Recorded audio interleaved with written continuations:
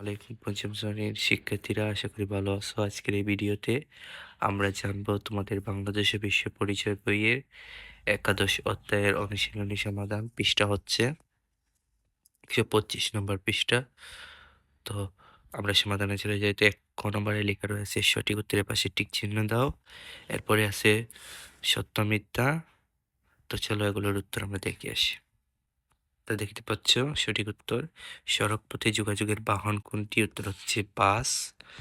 কোন যোগাযোগ ব্যবস্থায় পণ্য পরিবহন ব্যয় কম? উত্তর হচ্ছে নদীপথ। তুমি ঢাকা থেকে ময়মনসিংহে সহজে কোন পথে যাবে? উত্তর হচ্ছে সড়ক ও রেল। এরপরে সত্য হলে তার পাশে দন্ত্য স, মিথ্যা হলে তার পাশে মি লিখো। বাংলাদেশের যোগাযোগ ব্যবস্থায় সড়ক পথ সবচেয়ে বেশি ব্যবহৃত হয়, এটি দন্ত্য স। পায়রা বাংলাদেশের অন্যতম নদীবন্দর, এটি মি। জিপিএস এর মাধ্যমে নিখুঁতভাবে কোনো কিছুর অবস্থান নির্ণয় করা যায়, এটি দন্ত্য স। এরপর রয়েছে গ নম্বরের সংক্ষিপ্ত প্রশ্ন এবং খ নম্বরে বর্ণনামূলক প্রশ্ন। চলো এগুলোর উত্তর দেখে আসি।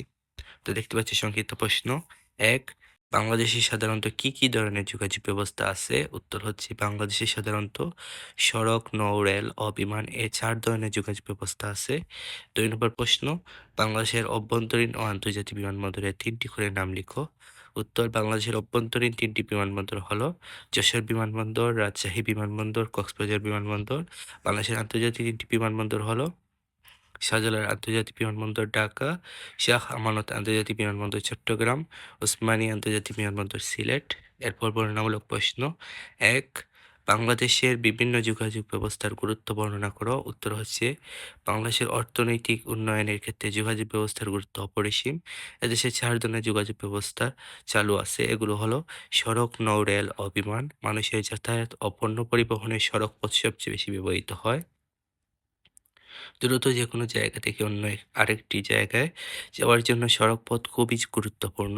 তুলনামূলক বেশি নিরাপদ যোগাযোগের ক্ষেত্রে সড়ক পথ বিশেষ গুরুত্বের দাবিদার। এ কারণে এদেশের মানুষের কাছে রেলপথটি অনেক জনপ্রিয়।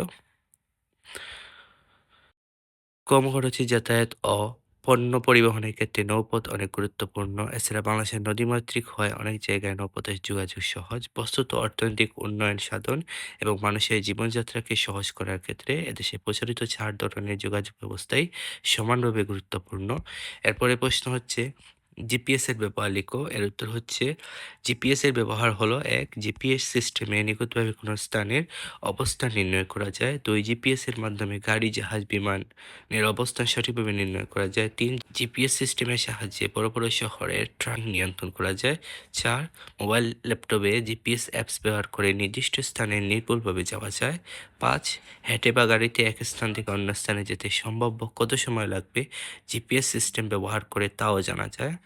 শিক্ষার্থীরা, আজ এই পর্যন্ত। বাংলাদেশের আর কোন কোন অধ্যায়ের সমাধান পেতে চাও এই ভিডিওর কমেন্ট বক্সে জানিয়ে দাও।